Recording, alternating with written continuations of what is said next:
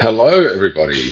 Welcome to our Inside Parliament session for what was a really big 2 huge weeks. We've got some tech coming in, so I might just get George, who's helping me today, to play the opening credits just to make sure all the tech works. George, if you're able to do that, I can hear some music.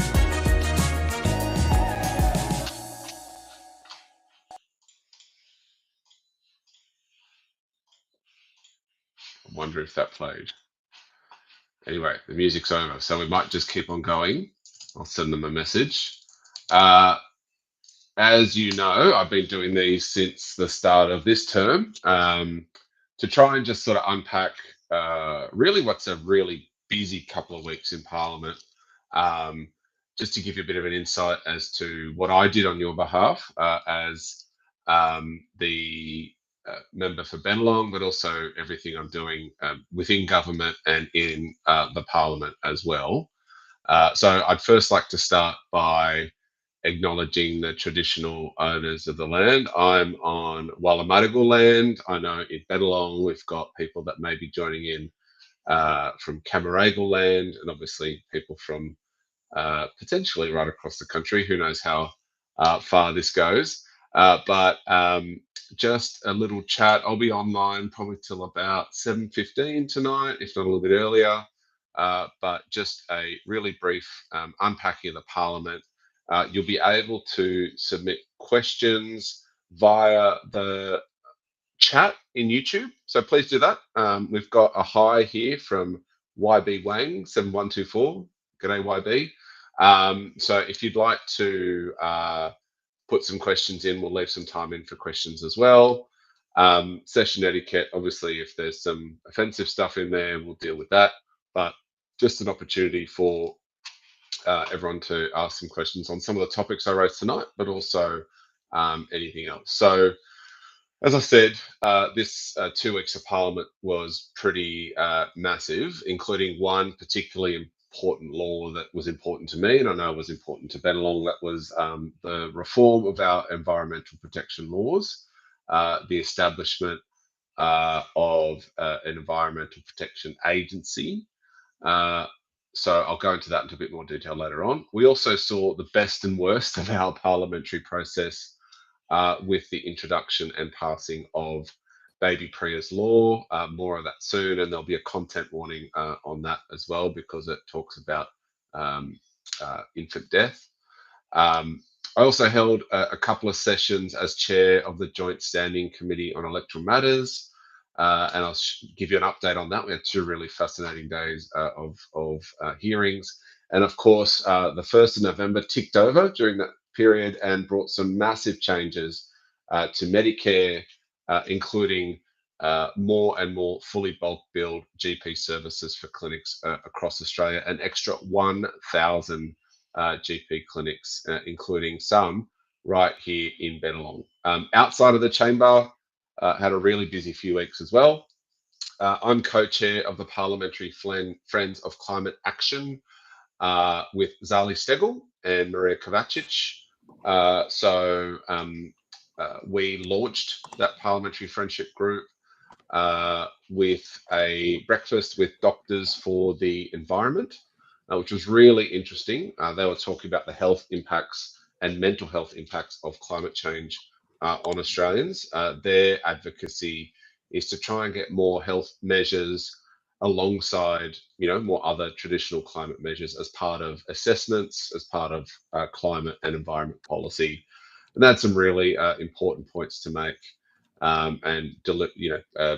gave us a briefing, which was really important. I also launched the Parliamentary Friends of France. As you would know, some of you would know, I had to extinguish my dual citizenship with France, but obviously have a close connections, part of my culture and history. So relaunched that for the 48th Parliament. My co-chair is Zoe McKenzie, the Liberal member for Flinders.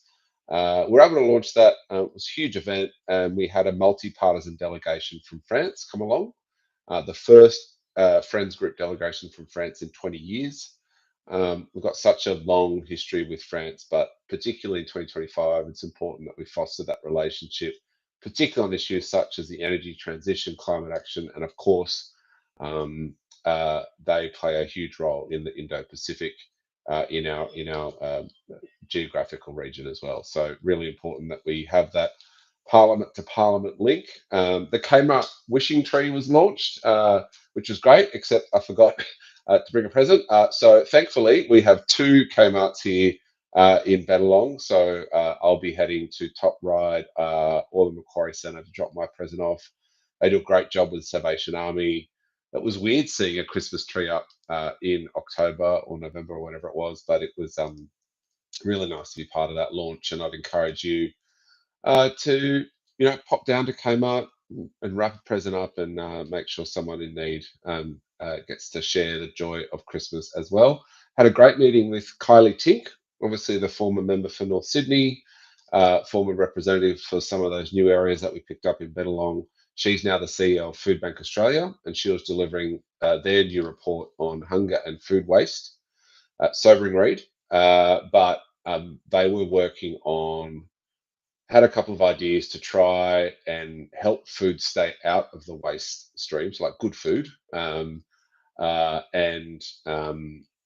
feed more people in need. So they're talking about solutions involving the tax system, tax deductibility for donations up to a certain cap, etc.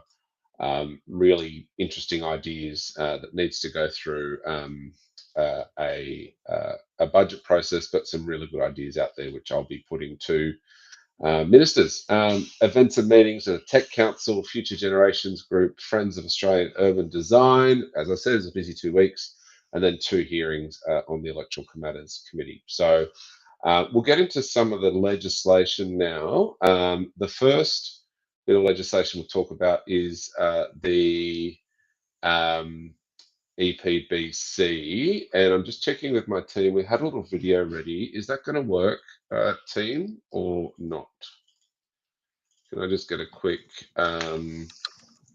yes or no if that's going to work? Can you hear me okay, Jerome? Yes, I can hear you, George. Hello, everyone. I'm also live. I wasn't sure if my microphone would work. We've identified what the issues are with the videos. We will have them ready for you shortly. Okay. Can't play video right now, folks. Sorry, I'm just getting some instructions in my ear here. Beauty of tech.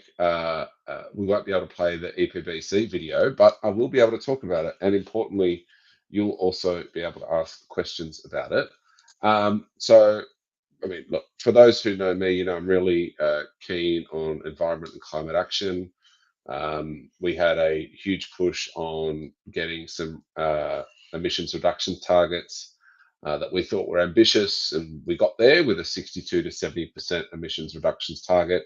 The next big thing, the big reform, was reforms to our environmental laws. These were reviewed back in 2020, and these laws have been outdated for some time. The current environmental protection laws were Howard era, so written by John Howard, came into force in 1999, identified as kind of broken almost straight away a couple of years later, but they've stayed the same and have just got worse. So assessment times used to be 10, 15 weeks, now pushing into years and years, adding a lot of cost to the process, but importantly, not protecting the environment. So it wasn't providing business certainty, it wasn't providing protection for the environment, and it wasn't reflecting community attitudes on what this law should be. You would know that I'm a part of LEAN, which is the Labor Environment Action Network. And we've been campaigning to reform these laws since 2016, 2017. So internally within the Labor Party, sorry, I've just got a little fidget toy here. Internally within the Labor Party, we've been pushing to have these laws changed since 2016. Over 500 branches passed motions to get them done. So this is the biggest environmental reform bill in the last 25 years, built very faithfully on Graham Samuel's review. And if you haven't seen it, just Google after you watch this, just go into YouTube and type in Graham Samuel ABC interview. He's given a really important 12-minute interview on why these laws should pass. He reviewed this broken law for over 12 months, got broad consensus support from environmentalists, conservationists, scientists, business, miners, the opposition, the now opposition. They were in government then. Susan Ley commissioned this report. Susan Ley supported this report. And he's kind of angry now because since this law was made public in the first sitting week, so I think it was a week and a bit ago now, we've just seen either the Greens or the Liberals take it to the extremes. We've had the Greens say that these laws will be worse than the status quo, which is just totally absurd. There are really strong environmental protections in this law. And we've had the Liberals try and split up the bill, saying, oh, we like the business stuff, but we don't like the environmental protection stuff, which is also absurd because we can do both. And the Labor government thinks that we can do both. As I said, it's got broad support. And nearly everyone acknowledges that the current laws are just not working, broken, not protecting the environment, not providing certainty for business. And we're talking about like good things as well, like renewable energy projects that are taking 5-10 years to get approved when they could and should be done a lot quicker. You speed up those processes, you get more investments. We've got critical minerals deals that we've committed to, which are good for our national security and good for our economy, which, current processes would stymie investment and would stop us, meeting some of those goals. So very well acknowledged that these need to change. There's a couple of detailed things in there I'll touch on. This law allows the minister for the first time to set environmental standards about what can be done and what can't be done. These standards will be clear, consistent, and fair for the environment, for communities and business. And importantly, those standards will need to be made by the minister, and they've got what's in them called an anti-regression clause. So a future minister, when they set standards or update standards or replace standards, those standards can't go backwards, which is really important. So there's an anti-regression clause. There's also a clause in there that there needs to be a net gain. So when a project is approved under current law, the environment just needs to be kept at the current standard. What that ignores is that, the decades and decades of environmental degradation that we've had. What this law introduces is a net gain principle. That means that if there is an approval, that proponents have to improve the environment either in the existing location or around the country. So what they can do is also pool funds and resources through an independent custodian who will then invest into biodiversity improvements across the country in really important areas. So, there's so much detail in this, 1,500 pages built on 5 years of advocacy, 12 months of work by Professor Graham Samuel independently. And I forgot to talk about probably the most important thing. It establishes an independent environmental protection agency. They will enforce conditions. They will, prosecute people that break the rules, and importantly, also they'll issue fines for people who break the rules, which are significantly higher than now. Fines used to just be a cost of business, or still are a cost of business, if environmental laws are broken. But if this law is passed through the Senate, it'll drastically increase the fines so that it's just not a cost of doing business anymore. So that passed the lower house. There was one amendment which the government accepted, which I think was pretty wise to accept. There's a ministerial override. So I think Kate Chaney, the member for Curtin, put up an amendment to make some make some rules around how the minister would use that, sort of give a bit more guidance on that. It now goes to the Senate. We are hopeful that we can pass it through the Senate, either with the support of the Greens or the support of the coalition. There's room for movement there.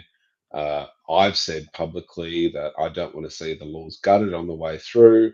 These laws are good as they are. If they can be improved, we should accept some of the proposals out there, just like we did in the lower house, and get this law through. This goes through to next year.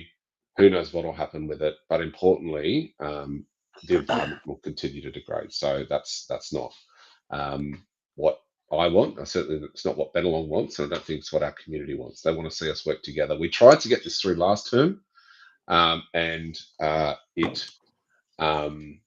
it didn't get through. It got held up in the Senate, amongst a whole heap of other reasons. The Greens and Liberals sort of didn't vote on it for a couple of months. August to December, politics were played, just as we've seen early on here. But I'm hopeful that we can get it through the Senate in the final sitting week, and that would be a huge achievement. These laws have been pretty bad for 25 years now.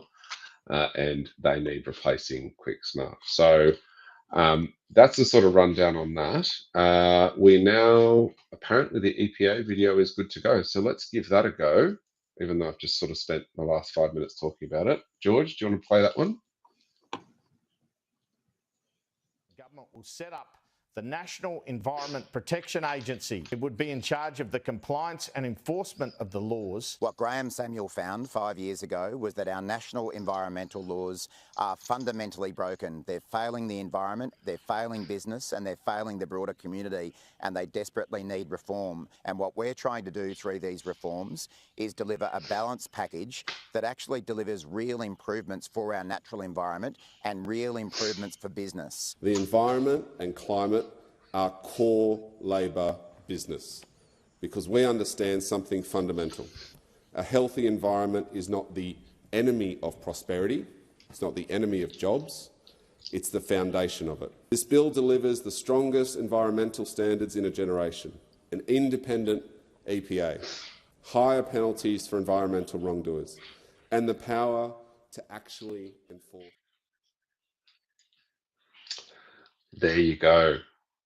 We got the tech working.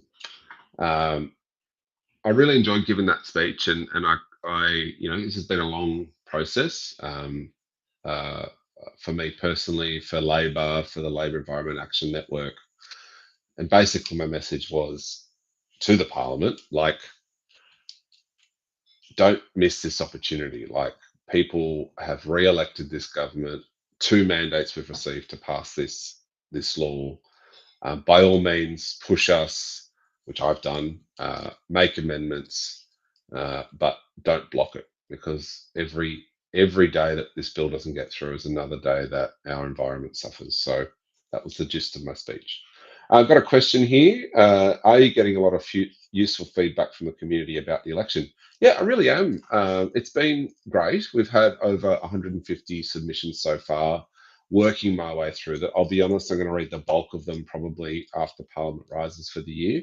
But we've had some really interesting hearings. A lot of people obviously giving us feedback about safety and security at the booths. As you would know, there's been 2025 was a really strange election in that we had this really huge involvement by third parties that had traditionally not involved themselves in elections. So 130 groups are identified by the AEC, and some were fine and plenty weren't. And you just need to look through some of the submissions to see some of the aggressive nature at the booths in 2025. We, of course, had people come from all over the country to booths, right across the country, well reported about third-party involvement, and the committee's just exploring that, seeing what legislative holes there are, but also getting evidence as to what happened. Like, if we need reform, we have to see what we need to reform. And so far, we've picked up a couple of holes, a couple of deficiencies in the ASC laws and regulation. They can't. There's not many levers they can pull when it comes to poor behaviour, illegal signs, and repeated behaviour. Their sort of responsibility stops at the 6 metre line. But we know that when you're in queue and when it's a busy booth, and when you take into account all the volunteers, 6 meters from the door doesn't really cut it. And so anyway, there's a long way to go there, and resourcing of the AEC and training of staff, but also, you know, do we look at better rules that volunteers and booth workers need to sign up to? So that's sort of what we're looking at there. Thanks for that question. Do we have a video? I'm just chatting to George here. Do we have the next video ready to go?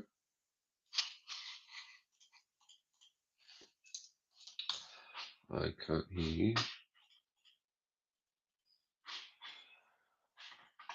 No, it doesn't look like we do have the next video ready to go, which is a shame. So we'll move on to the next topic. I want to chat about bulk billing. As you would know,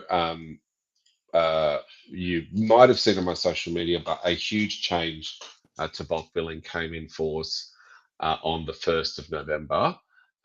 When we came to government, bulk billing was in free fall. Whilst the numbers looked okay, what happened was, obviously during COVID and with telehealth and vaccines, we had this real spike in bulk billing numbers. But what we're hearing from doctors and the RACGP was that wasn't painting the true picture. When we came to government, we kind of, saw that, and bulk billing was in free fall. And you would know all around here that there's not many bulk billing GP practices. So we invested heavily in Medicare straight up by building those urgent care clinics, which was bulk billed care, but only in urgent care circumstances, keeping people out of hospital and providing that care when needed. But also we tripled the bulk billing incentive paid to doctors for under 16 and concession card holders. That was working really well for a couple of years, and increased bulk billing rates amongst that cohort from around 70 towards 90% from memory. And then we promised that just before the election, $8.5 billion, which was going to start on 1 November, to extend that tripling of the bulk billing incentive to every Medicare presentation. And that started on 1 November. So every Medicare card presentation, the doctor and the practice get that triple incentive. Plus, if the practice is completely and fully bulk billed, they get an extra 12.5% incentive. So what does that mean? It essentially overturns Peter Dutton and Susan Lee's rebate freeze. You'll recall Peter Dutton, when he was health minister, followed by Susan Lee, froze the bulk billing rebate for 6 years, which meant it's kind of established this gap fee as part of our health system. And this was from the Peter Dutton that tried to introduce a co-payment in the first place, got that knocked back, but what he did instead was freeze the bulk billing rate, and that sort of led to this gap fee. So what it means, in October, Health Direct showed that 9 practices in Bennelong were fully bulk billed. And from November 1, so what, we're 10 days in, from November 1, we now have 12 fully bulk billed practices in Bennelong. So we've had 3 extra sign up just in 10 days. And we expect more to sign up. So by 2030, we expect 90% of presentations to the doctor to be fully bulk billed. Over 1,000 across the country have indicated they were signing up from 1 November. And I'll give you one example, because we're actually calling all of them and just making sure and verifying, but I know one for certain. It's My Health Clinic at Top Ryde. In October, they had a $35 gap fee when you need to go see a GP, $35. From the 1st of November, that disappeared. It went to 0.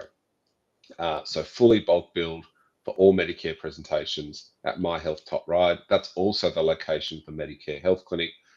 In 4 days, I think they saw 250 odd patients that used to pay $35 a visit, and now they don't have to pay a cent. So that was that came into force on 1 November. And there's some electorates that have every GP clinic fully bulk billed. We're a long way from that in Bennelong, but we've gone up 3 in 10 days, and I expect more to come. So that was really exciting there. We've got a little video, so let's do the bulk billing video.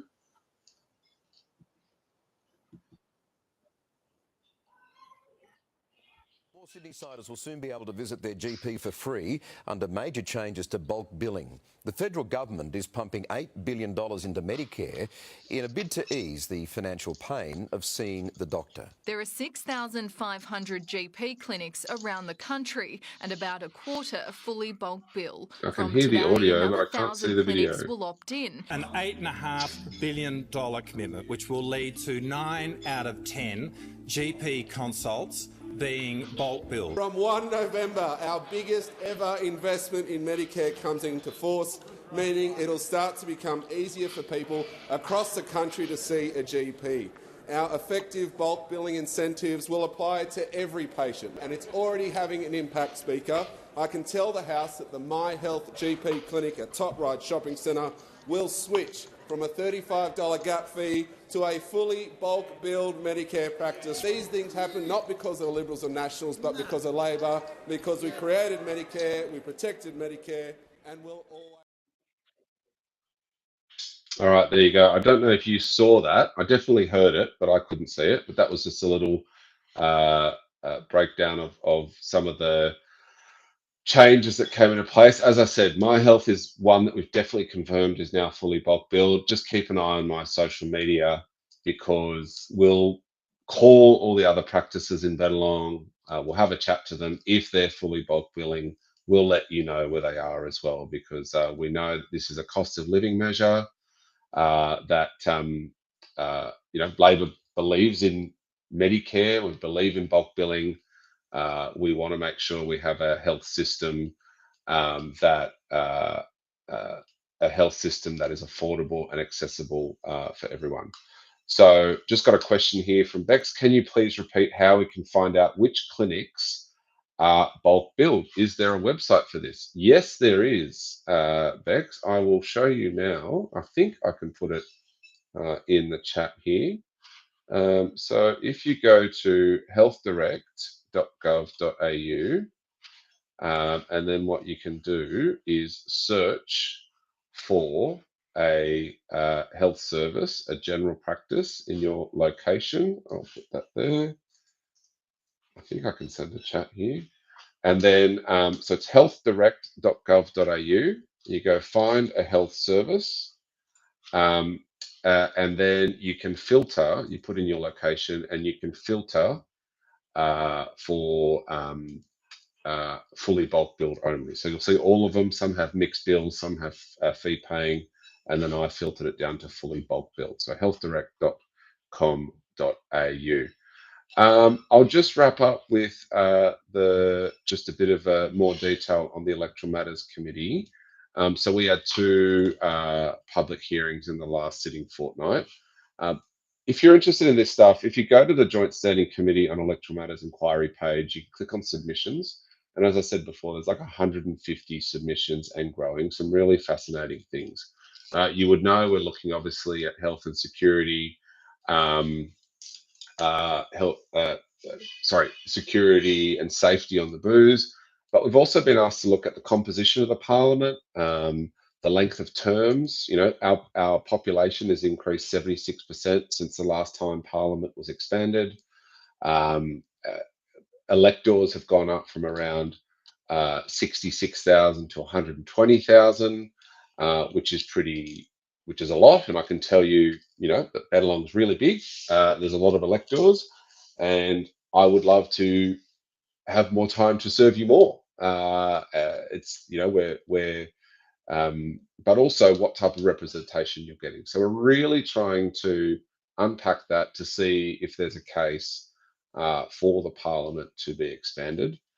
We've heard also from independent members and senators who came to a independence roundtable on Friday.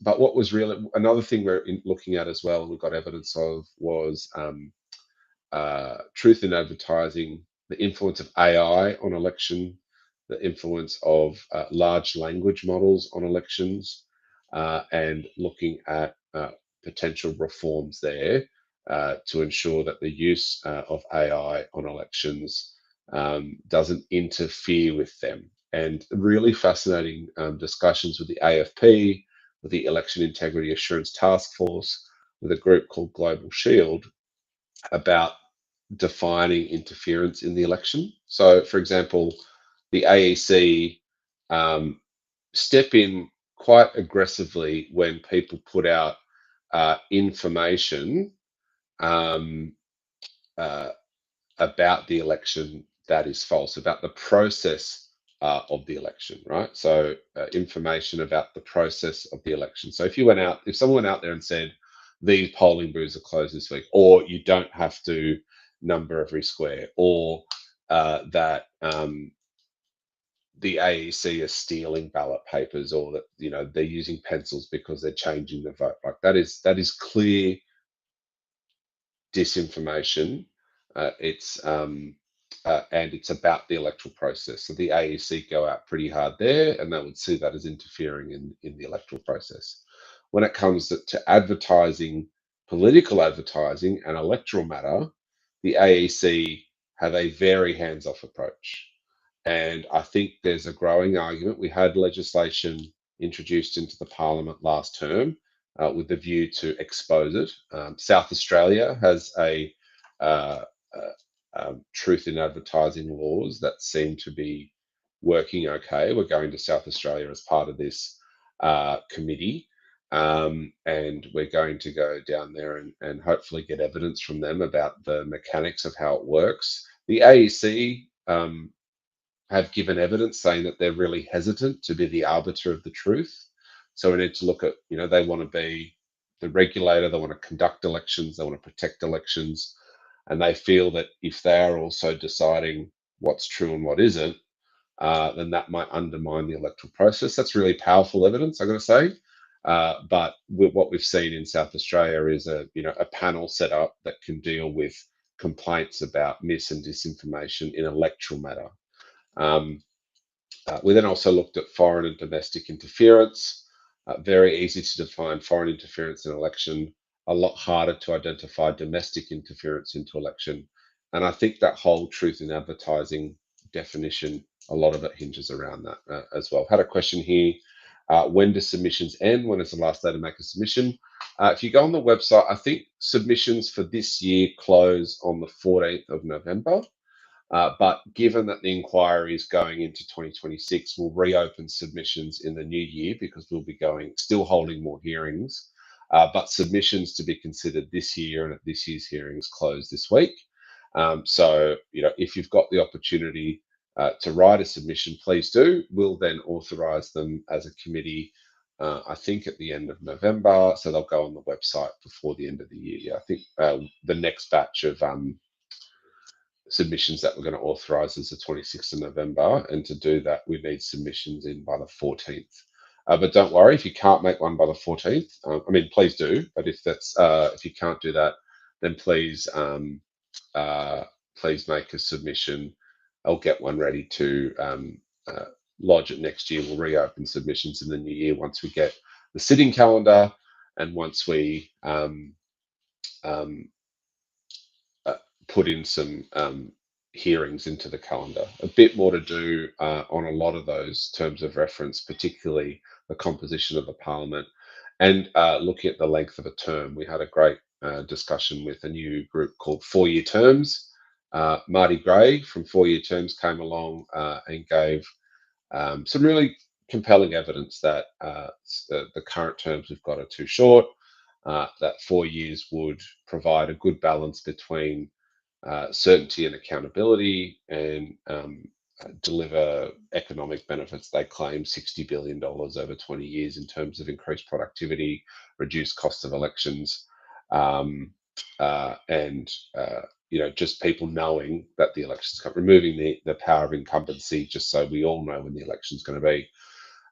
Tricky bit is obviously if we go to 4 years, we need a referendum, and we know those referendums are really hard to get through. What New Zealand is doing at the moment, which I found interesting, is that they've got legislation.